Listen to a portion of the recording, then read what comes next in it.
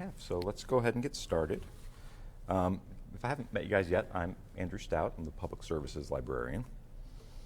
And this workshop is on the basics of biblical research. So it's designed to do a couple of things specifically. First of all, it just offers a basic overview of how to use library resources, what's available, how do you make use of them. And then secondly, it should help you learn how to pinpoint resources on specific biblical passages. That's kind of the specific issue we're going to take a look at. So to start off with, we're going to look at how you can find commentaries in the library.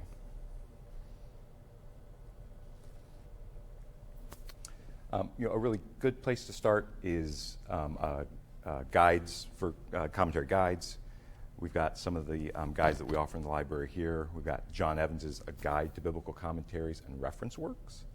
And John Evans is a Covenant alum, so it's pretty cool. You get to see something that's been produced by one of our alumni. It's a really valuable resource. He has a good system for sort of rating different commentaries and indicating if they're particularly good for students, for pastors, for scholars. So that's a good guide to commentaries in the Old and New Testament. We also have Tremper Longman's Old Testament Commentary Survey, D.A. Carson's New Testament Commentary Survey, and then a slightly more recent survey is Nijay Gupta's New Testament Commentary Guide. And all four of these are available in various forms in the library. We have copies of all but Gupta's guide in the reference section.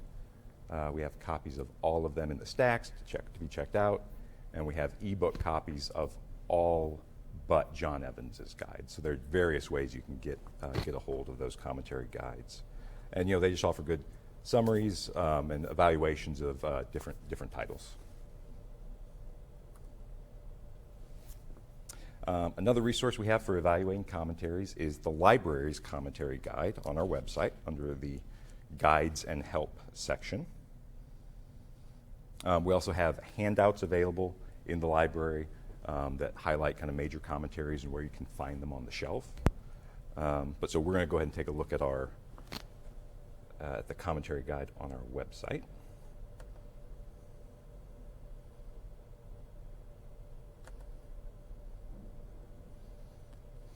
So there's a couple places you can go to locate the commentary guide. You can go to the Guides and Help tab here, which will give you a list of all of our research guides, including the commentary guide. Also, if you scroll down on the home page, you'll see a few of our research guides that are sort of featured, including the commentary guide. So let's take a look at that.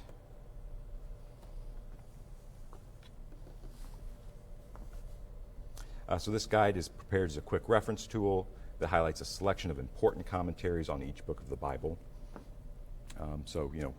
This isn't inclusive of every commentary that we have, but it highlights major commentaries for each book. So let's start. Since for your hermeneutical process paper, you have a choice of dealing with Genesis 15, 1 through 21, or Exodus 24, 1 through 18. That's right? Okay. I've also noticed in Canvas you're provided with 4 or 5 different scans from commentaries for each book. So your professors have sort of provided those resources for you. And then they made a note in the syllabus saying that you can, of course, use other quality resources. So they've given you some commentaries to use. So what we're looking at would go under the category of other quality resources. So if you really want to impress your CovTheo professors and say, I found this other commentary that you didn't provide for us, or I found this journal article that is, and kind of cite those things in your paper just to show that you're adept at doing research on your own in addition to using the resources they've handed to you. This is going to be relevant for that. So let's look first here at the Pentateuch. Let's look at a Genesis commentary.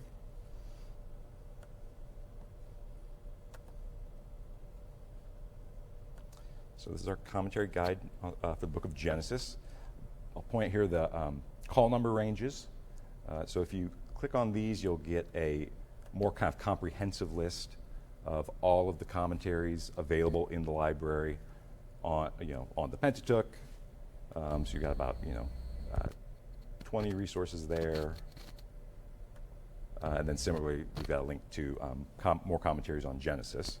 And then what you'll see here in the next section is major commentaries, kind of recommended commentaries.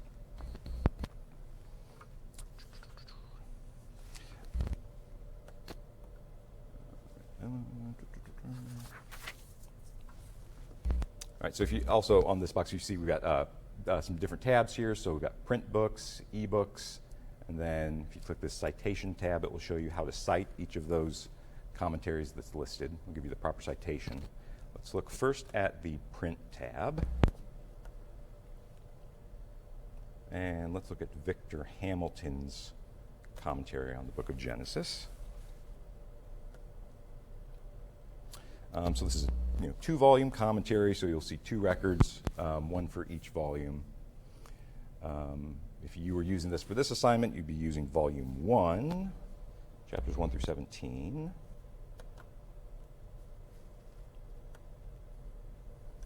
So I want to highlight 3 things on this record. You see a whole bunch of entries here, so that indicates each copy of Victor Hamilton's commentary that you can find in the library.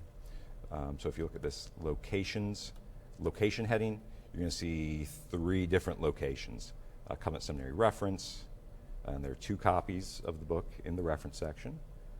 Covenant Seminary B121, that's that smaller sort of discrete collection towards the back of the library if you've been in that spot on our main floor.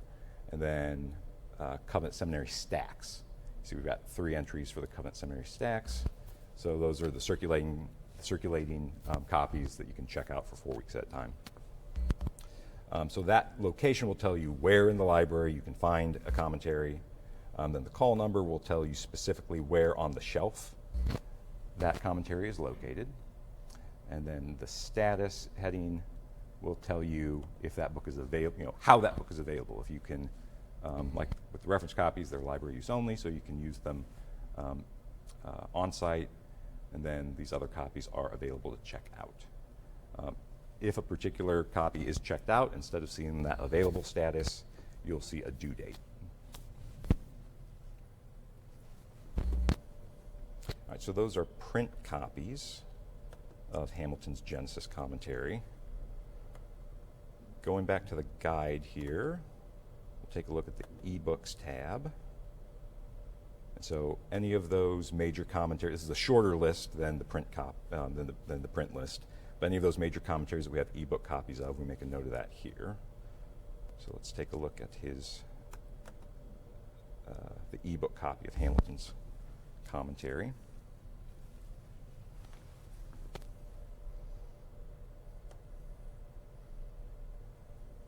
So I want to note a couple things on this record. First of all, under the publisher permissions here, you can see you can print, email, or save up to 100 pages from this commentary. You can save to your device or email to yourself up to 100 pages, and then that comes to you as a PDF, and then you have that PDF in perpetuity. It doesn't go away. It's not a checkout. You just have a copy of that. Also, concurrent user level here.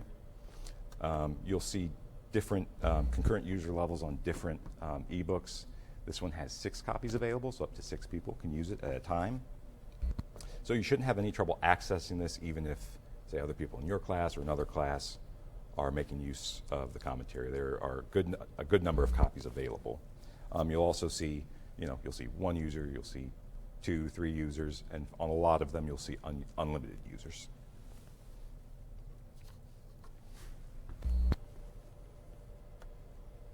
Let's look at some of the usage options here on the side, the left-hand side. Very often you'll see a PDF link for a lot of ebooks. This one in particular is not provided as a PDF, but as an EPUB. So it's just a different format that's particularly good if you're reading on a tablet or another device.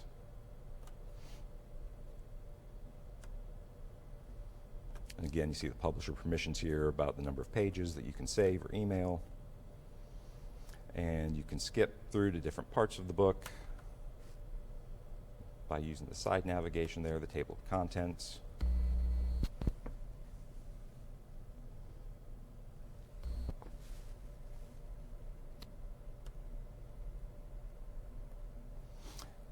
And once you're in the book, actually viewing the text, let's say you wanted to email, we're looking at the introduction right now. Let's say you wanted to email yourself the introduction. You can either choose, current page, just email yourself the one page that you're looking at. You can specify a page range that would be relevant that you could save or email yourself. And then also really conveniently, it will just sort of choose the section that you're in, so just the introduction itself. And then you just enter, if you're emailing it to yourself, you just enter your email there, and that PDF should show up in your email.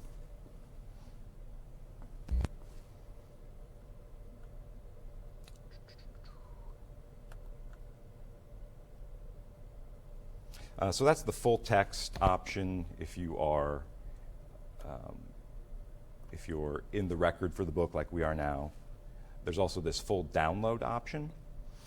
So if you know that, say this is a commentary that is going to be in high demand, you want to be able to reference it, you want to be able to guarantee access to it as you're working, on your paper over the course of a few weeks.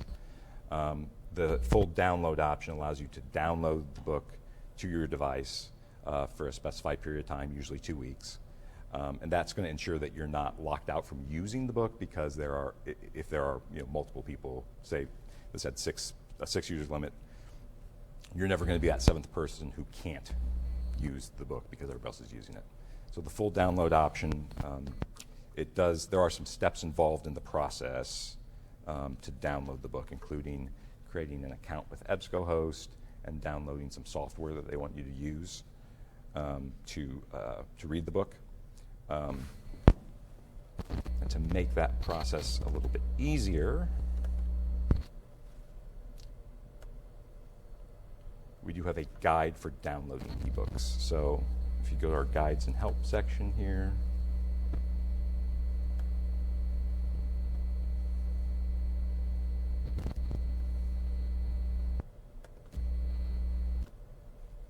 we have a guide that will kind of walk you through the process of downloading ebooks to a device.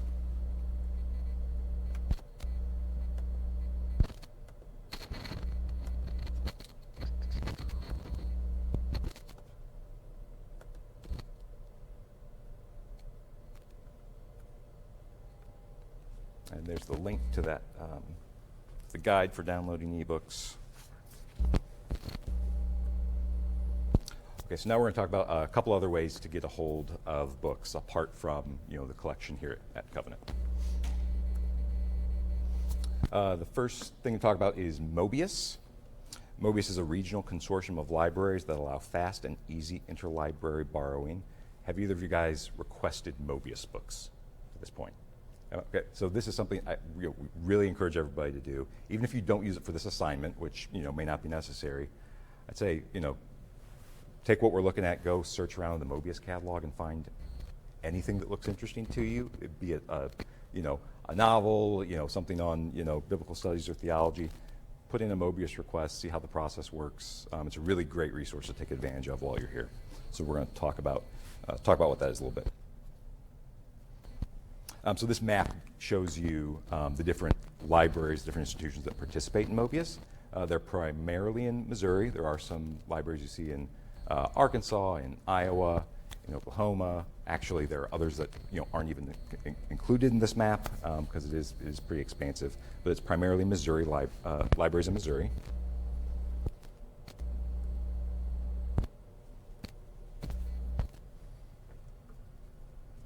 So through MOBIUS, you can get books from any MOBIUS library sent to any MOBIUS library.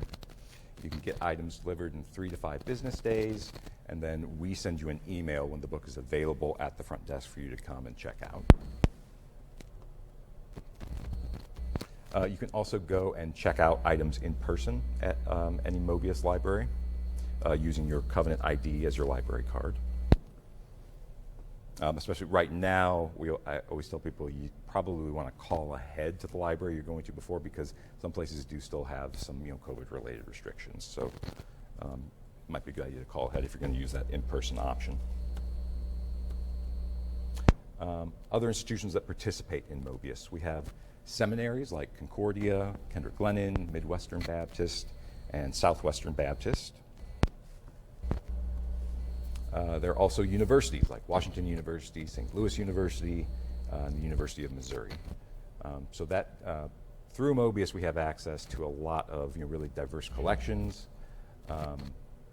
With Concordia and Kendrick Glennon, Lutheran, Catholic, Baptist seminaries. There's going to be a lot of overlap with our collection, so that you can get extra copies if all of our copies of a particular book are checked out. Some of these seminaries are going to have copies that you can request. They're also going to have holdings in particular areas that we don't have holdings in, so it just really expands your access. SLU is a great option too, because it's a research university. They have a theology department, so they have a lot of those really expensive theology books that we don't always we purchase fewer of. So MOBIUS is really a huge resource. So let's take a look at how you can actually use MOBIUS.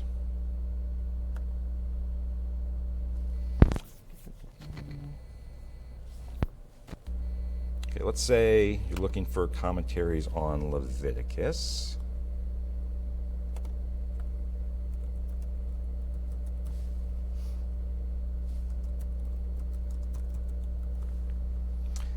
And here we're searching in our catalog to see what covenant holds.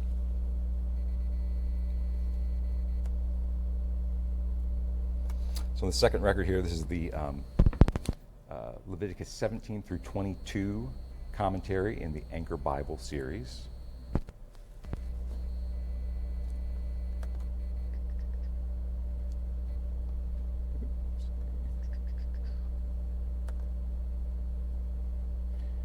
So again, looking at the status heading that we looked at before on the other record, you can see that we've got one reference copy here that's library use only, and then our two copies that are normally available for checkout are already checked out.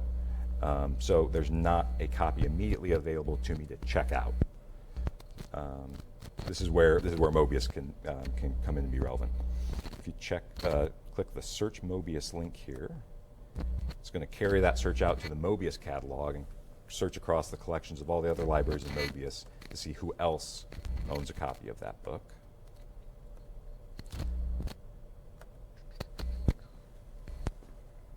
So if we scroll down here, we've got some information. We've got table of contents, publication details, and towards the bottom of the record here, we'll see all the other institutions that own a copy. Again, looking at the availability status, we've got a lot of places that have available copies.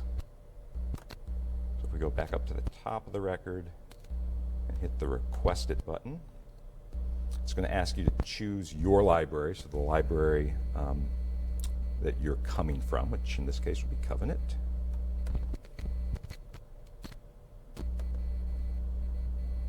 That.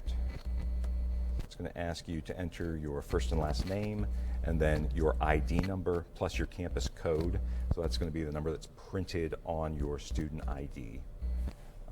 And that CS, the campus code, is also printed. We print that on the ID for you. So everything that you need to request books is printed right on your ID. Then you specify that your pickup location is Covenant Seminary. You could specify a different pickup location. Let's say if Concordia Seminary is really close to us. Say if you live near Concordia, we're going to be around Concordia, you could specify that you want to pick it up at Concordia. But in this case, we'll say we want to pick it up here at Covenant. Hit submit. And on some records, for some books, it will ask you to specify which institution you would like to request the book from. Most of the time, it's going to choose it for you. But here it's giving us an option of which library to request the book from. So you want to make sure that you're choosing one with a status of available. This is just kind of giving us the option of Westminster College. We'll go with that. Click Request Selected Item.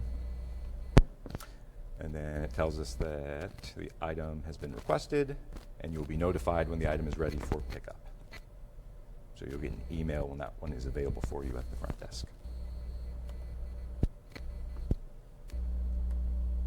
So that's one way to use MOBIUS, is to, you can search within our catalog, use that Search MOBIUS link to then jump out to the MOBIUS catalog. You can also go directly to the MOBIUS catalog from the home page and just search directly in MOBIUS.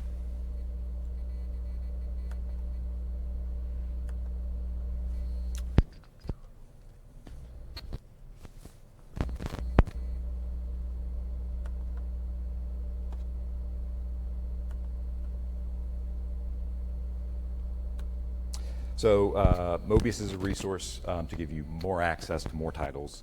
Interlibrary loan is another way to get a hold of books that we don't own at Covenant. So through Covenant, you can get books sent to campus. If you're, this is after you graduate. If you take a break during your degree at any point, also be aware that you can almost always use interlibrary loan services through your public library. It's free or low cost at Covenant. It's free. We're never going to charge you for, or rarely, if ever, going to charge you for an interlibrary loan. But you do want to allow adequate time if you're going to use traditional interlibrary loan. It can take up to a couple of weeks to get a physical copy of a book from another library. Because with MOBIUS, it's a kind of interlibrary loan borrowing, but we have a common courier. We have a much more sort of streamlined system. With traditional interlibrary loan, it usually involves us going and finding a library that has the book and then receiving it through the mail. So it's just a slower process.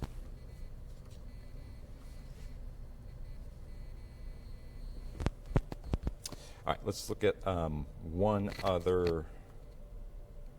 And if you're using interlibrary loan at another library, say at a public library, you always want to, the best thing to do is to actually track down one of the librarians and get information from them about interlibrary loan services. They'll often have information on their website, but it's just going to differ from one institution to another. But let's say your hermeneutical process paper is due on the 26th. So let's say it is the 25th, and for whatever reason, you need one more commentary to reference. You're at home, it's late, the library's already closed. You don't have time to come check one out in person. MOBIUS isn't going to help you because it's going to take 2 days to get here and you need it tonight. So here is one other option. And that would be searching in our ebooks. So from the library homepage, we can go to the ebooks catalog here. And you've got a couple different options when you're searching ebooks. This first option is just searching Covenant's ebooks. The other option is searching MOBIUS shared ebooks. The difference between that is, between those two options, is you'll see under the ebooks that Covenant owns, we have a little over 3,000 titles. And with MOBIUS shared ebooks, they're accessible to every MOBIUS institution, you've got 250,000 titles. So you have a lot more ebooks in the MOBIUS collection. However, those ebooks are going to cover a lot of different disciplines because they're titles that are relevant for lots of different institutions. So we're going to start by searching in Covenant's ebooks because we know those the titles that we acquire specifically are going to be more relevant to the type of assignment that you're doing. So let's search for, again, let's use the example of Leviticus commentaries.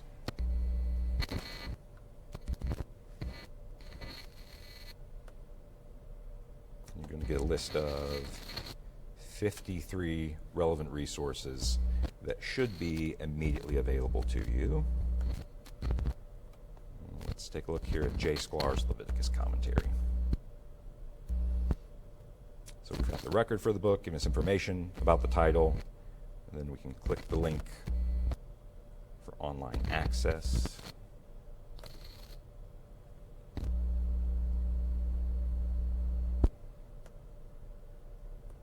And in this case, we've got the PDF link, so you can immediately pull up the book, access it from home or wherever you're at, and consult the relevant portion for your paper.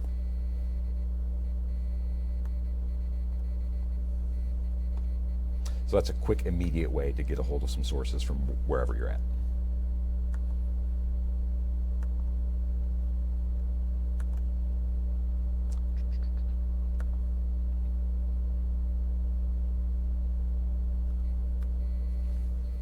Okay, so before we move on from, last thing before we move on from the issue of commentaries and look at some other resources, one question that comes up from time to time is the issue of study Bibles.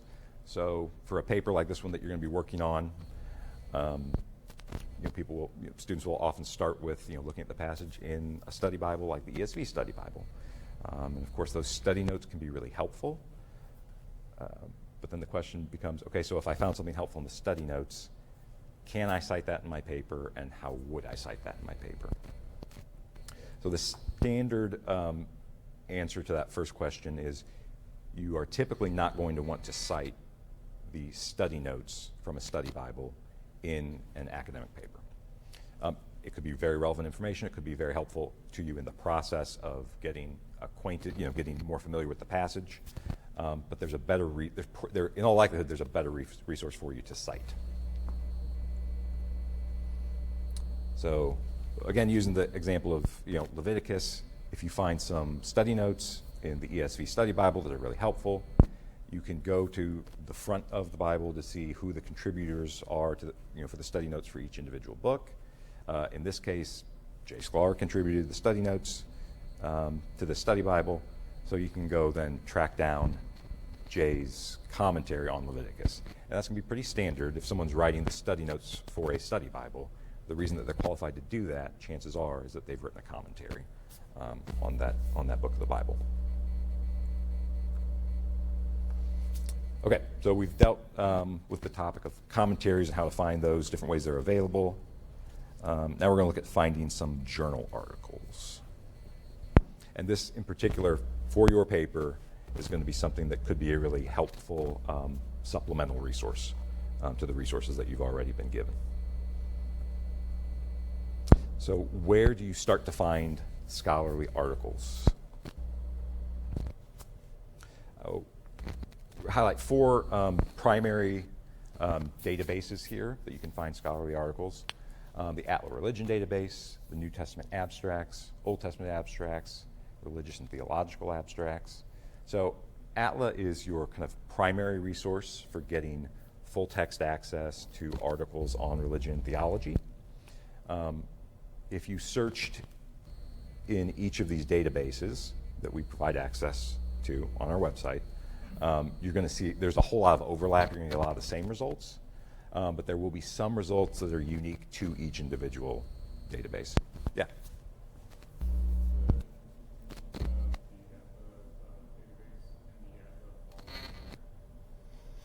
So the Atla database is providing primarily peer-reviewed journal articles, many of which you can access in full text immediately. The Atla borrowing program is a reciprocal borrowing program, so it's more focused on borrowing books, allowing patrons from different Atla institutions, which we participate in that program, so we're eligible for that. You can basically go to any other library that participates in Atla's borrowing program and borrow books from that library.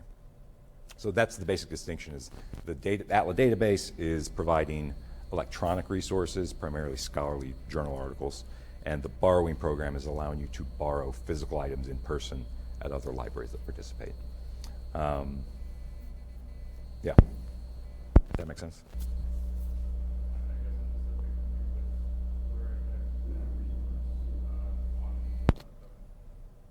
Where you could access information of which are the Atla participating institutions, so that I, as a government seminary student, could go to those places to look up those resources.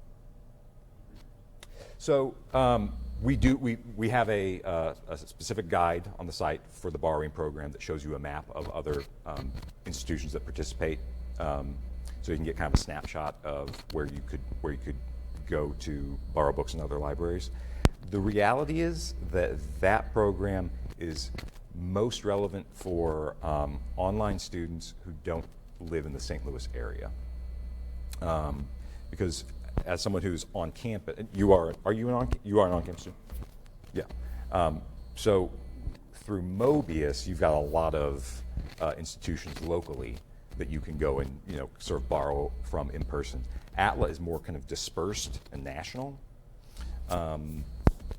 So that is the ATLA reciprocal borrowing program is most helpful for online students who aren't in the St. Louis area but might have another library that participates in the ATLA program near them. Yeah.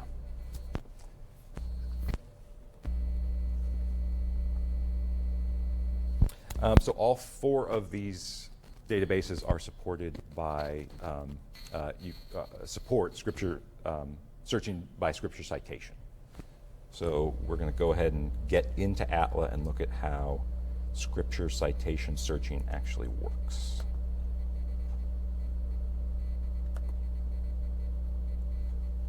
So once again, we're always coming back to home base, the library homepage.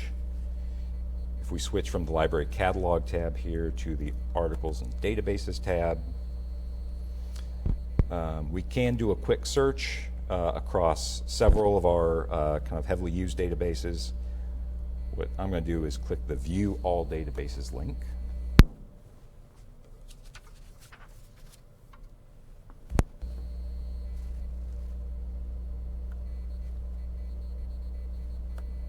So we've got a full list of over 60 databases that we either subscribe to or are open access, freely available online, and we've kind of curated access to you, curate access to them for you here because they're particularly relevant. We're going to go ahead and use this filters feature to reduce that list to a more relevant targeted list of databases dealing with religion and theology. And the first one on that list is the ATLA Religion Database with ATLA Serials Plus.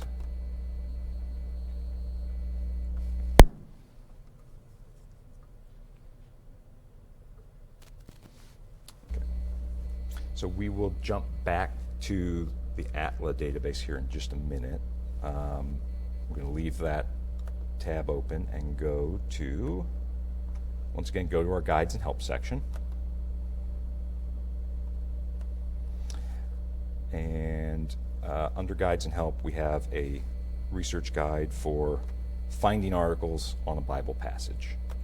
So this guide is going to help you use the ATLA database more effectively.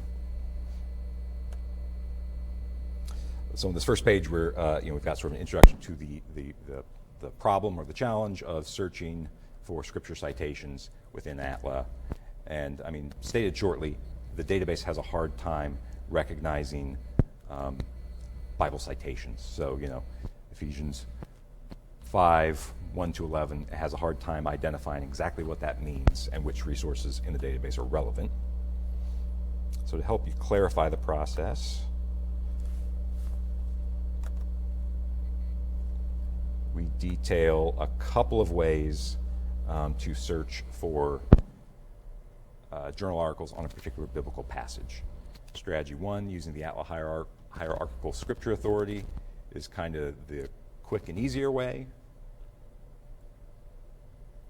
And then strategy 2, using the Bible Citation Index, is the slightly more complicated approach, but it will also give you more targeted results.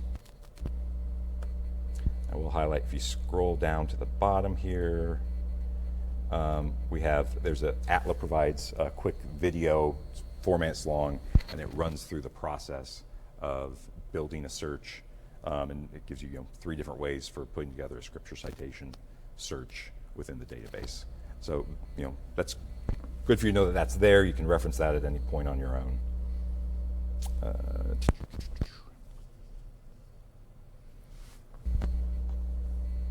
So let's hop back to the database itself. and show you how to use the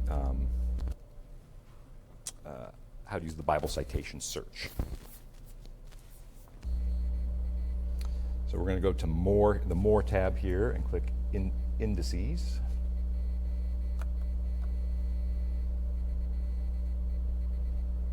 And under Browse and Index, I want to specify Bible citation. So early on, we looked at sort of a couple of a Genesis commentary. Let's look at some resources on Exodus if you're doing if you're doing your paper on Exodus 24. So we want to browse for book of the Bible. We're going to add the chapter.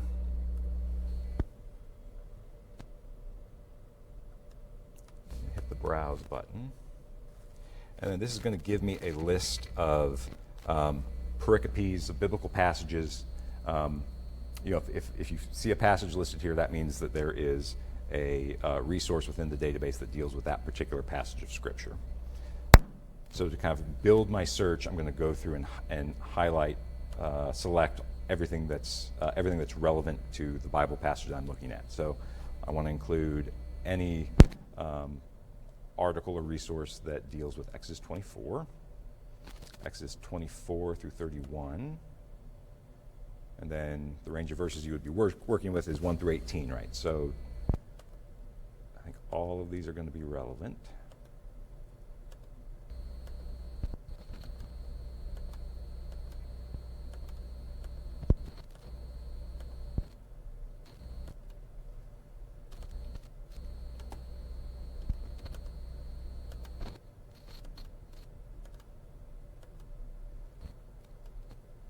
Jump to the next page.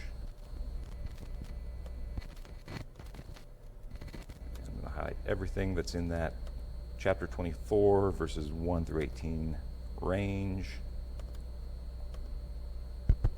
And that looks like it should be it, because from there on we're dealing with Exodus 25 and following. So I'm going to hit Add. I'm going to add all of those selected passages, and then it builds this highly complicated search up here.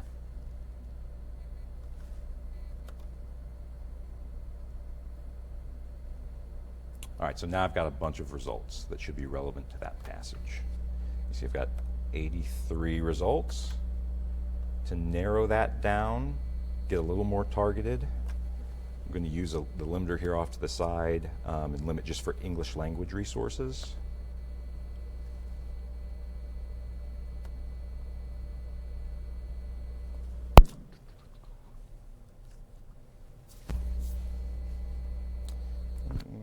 One do I want to take a look at? Let's take a look here at Desiring God, the Blood of the Covenant in Exodus 24.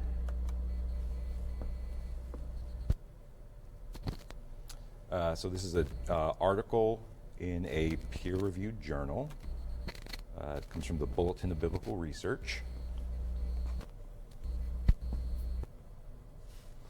So we've got full text access to the article here from this link. So in this case, this is an article that seems to be, pretty relevant to, if you're doing a paper on Exodus 24, Moses and the covenant confirmed in Exodus. This is going to be an article that's very relevant. You may want to take a look at. You've got immediate access to it.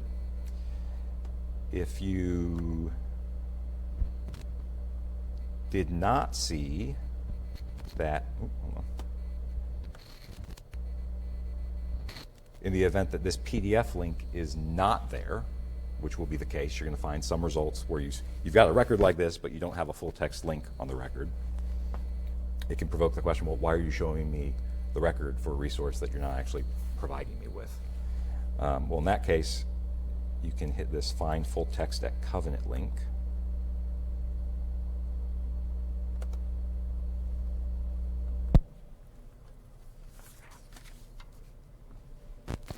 And it's going to take you to a Journal Finder page that will tell you that will show you any other way that you have access to the article. If we don't have access to it immediately in the ATLA database, we may have access to it either in another database As is the case with this one, it looks like we should have access through the Scholarly Publishing Collective or, the EBSCO Atlas Religion Database that we were just looking at. So it shows you a couple ways you have access electronically. Then it also shows you access in our print holdings. So, we subscribe to, to get print copies of the Bulletin for Biblical Research. So this is all, you should also be able to go locate that article in our print collection. There will be times where you hit that Find Full Text to Covenant link. It comes to this page, and none of these options are available. We don't subscribe. We don't have access through a database. We don't own it in our physical collection. But what you will always see is this place an interlibrary loan request. So if we don't have access to it, either electronically through one of our databases or in our print collection, you can hit that place an interlibrary loan request. It'll take you to this page where you can request an interlibrary loan. Again, you'll have to log in with your name and your student ID number. And then it will auto-populate an interlibrary loan request for you. You kind of want to review that information, look back at the record for the article. Like here, the page range is 187 to 205. On the auto-populated form, it's left off the end pages, so you can add 205. Just sort of review the information there, make sure it's correct, and then you can hit submit on that, and we'll go find it from another library that does have access to that journal article, and we'll email that to you.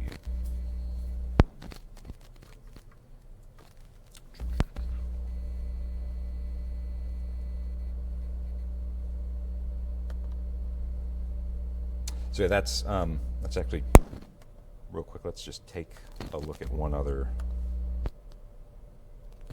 show you an example of a record like we're talking about that we don't have immediate access to, but we could get for you through interlibrary loan, potentially. This one here, Scribalism and Ritual Innovation. So that PDF link is not there. And again, I can't tell you how many times people ask, they're searching in Atlas, and they're like, okay, I found this article. It looks really helpful, but how do I get it? I say, well, you can't get it through Atlas. I'm like, well, why in the world is it even there if I can't get it? Well, Atlas wants you to be able to discover a lot of resources, even if they don't have permission to share that particular resource with you. Because if you can discover it in Atlas, you can bring it to us one way or another, and we will find somebody who does have access to that, and we'll make sure you can get a hold of it somehow. So hit that Find Full Text to Covenant. So here, we have no other immediate way of getting getting a hold of that article. But if you click that Request an Article through Interlibrary Loan, we should be able to go out and get it from someone who does own it and email that to you. I just want to belabor that point a little bit. Hit the Find Full Text to Covenant link if there's not a PDF link.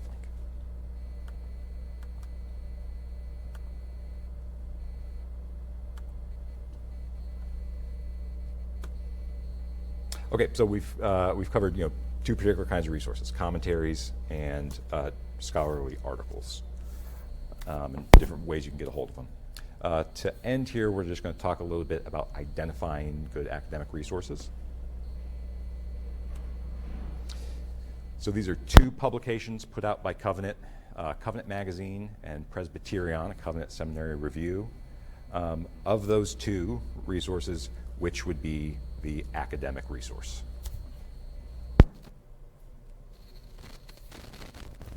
One or two?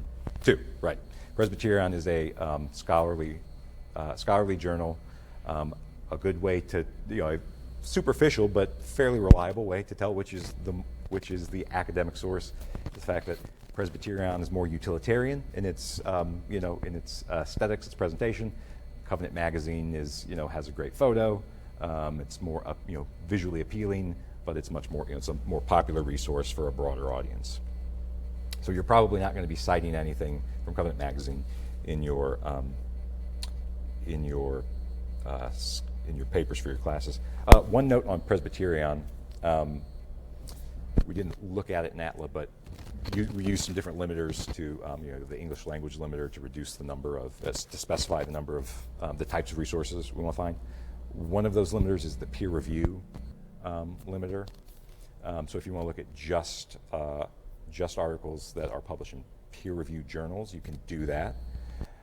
Presbyterion gets filtered out of your results if you select peer-reviewed, because by ATLAS standards, it is not considered a peer review resource.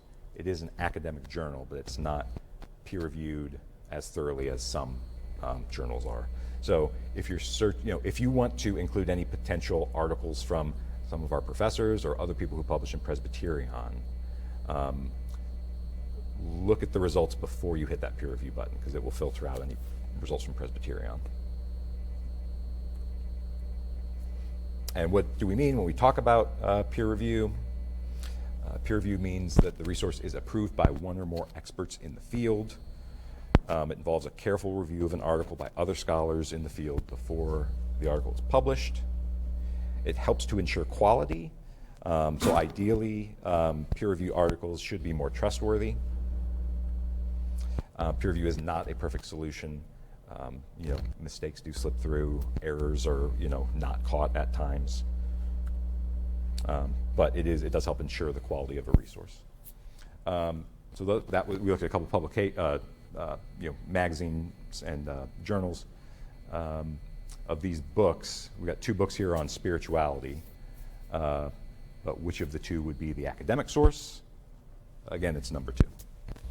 And again, the superficial element of it is the one that's more visually appealing is probably for a more popular audience, and the drier, more utilitarian one is for scholars. Last thing here on evaluating sources, and that's what that handout that you have is going to have a lot of this material in it. We just real briefly want to touch on the CRAAP test. CRAAP with 2 A's. This is provided by California State University. These are the kinds of questions you want to ask yourself as you are evaluating your resources and trying to decide, okay, is this a good resource to cite for my paper? So the C stands for currency. You want to ask questions like, when was it published? Is this recent research? And then you want to ask, how important is it to my research that this be up to date? So, if you're writing if you're citing commentaries from Romans, you probably do want, to cite, commentaries from Romans that have been published in the last 5 years or so. But you're probably also going to want to cite John Calvin's commentary on Romans, because in the humanities, theology in particular,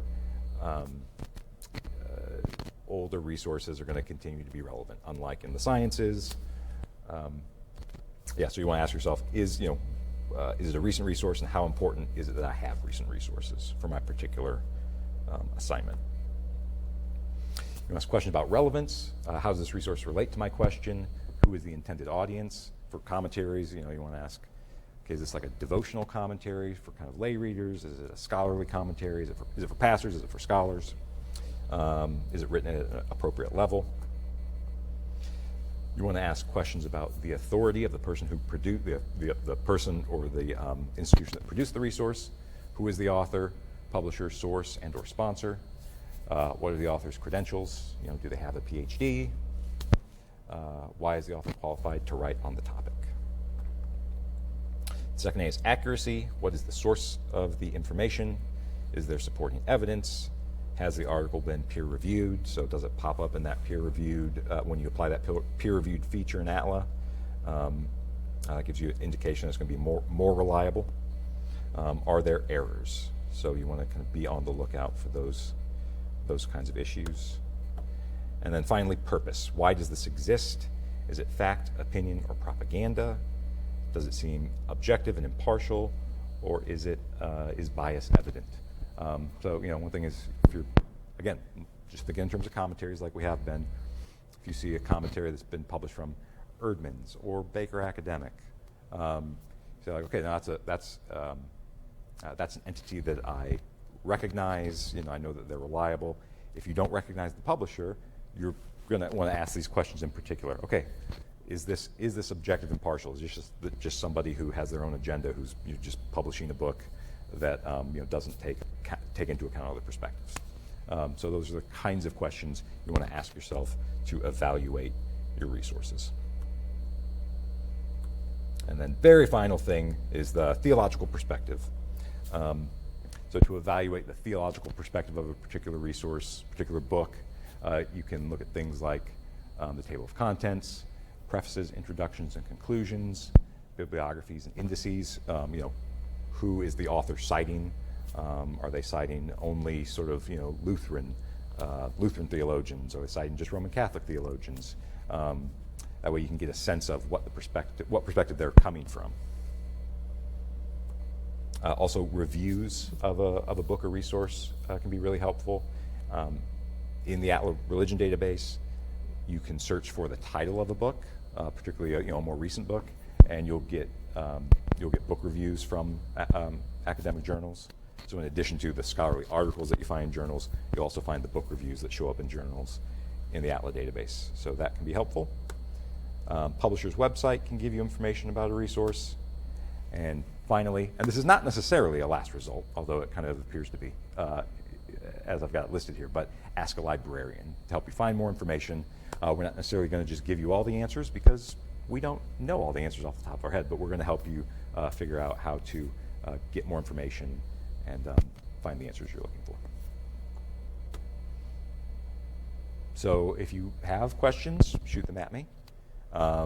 If you have questions, to follow up with later in days to come, you can stop by my office, shoot me an email. But yes. Yeah. Oh, sorry.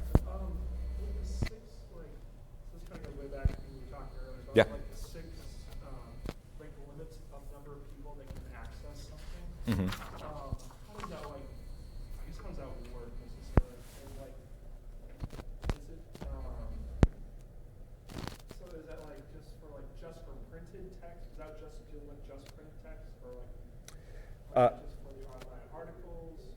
So those user limits, the one we looked at specifically Victor Hamilton's Genesis commentary, the ebook copy of his Genesis commentary. So that 6 user limit applies just to the ebook that we own of his commentary. So there can be 6 people at a time accessing that ebook, be they, whether they're in the library on one of our computers, whether they're at home, on their laptop pulling up.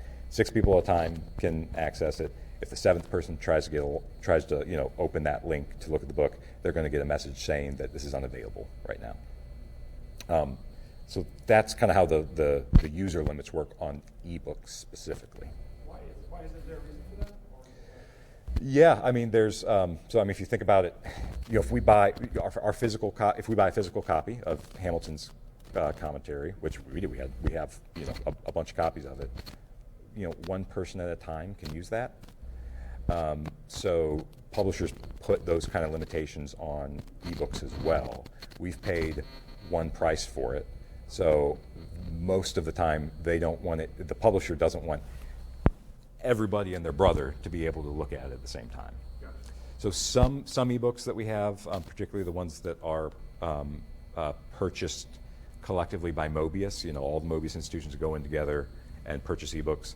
Those do have unlimited users. Now it's expensive to buy those because they're unlimited, and we can do that through MOBIUS because we're kind of all collectively pooling our resources to do that. But yeah, that's the basic reason. Yes, sir. Does the system have the capacity to? So you're the 7th guy who wants to use that. Mm-hmm. Does the system have the capacity to flag your name so that when one drops off, you now get flagged and it's available?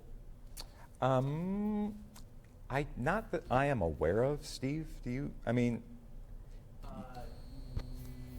Yes, there is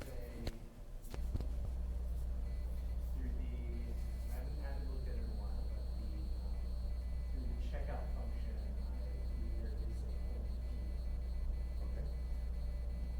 But that you would have to do that through. Well, no, you don't have to do it through. I'm not sure how to do that. Steve knows more than I do about that. So. It can be downloaded and checked out.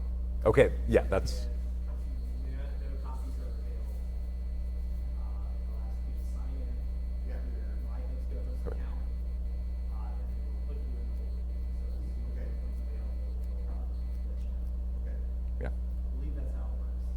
sounds right to me. I just thought that was a good question, because my public library lets me do that for an ebook, so figured that Yeah. the academic library might have some mechanism. You're right. That's a great question. It's, I think the way that most people use the ebooks are the way that we did it, where we pulled it up in the browser and we're looking at it, and you're either scrolling through or you're saving a chunk of those pages to yourself. That's usually the most convenient way to do it. But there are those, especially in those cases, like if you're getting locked out, then it can be really helpful to take the extra steps of hitting the download button, going through the process of creating an account with EBSCO if you haven't already done that, downloading the software they want you to download.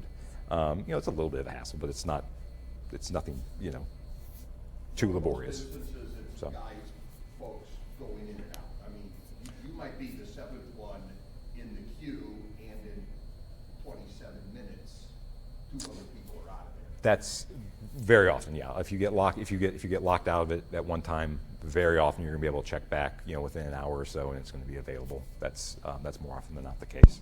Yeah. Okay, that's all I've got for you. Unless you've got more questions, I think we do have a class that's coming in, so probably need to vacate. But all right, thanks, guys.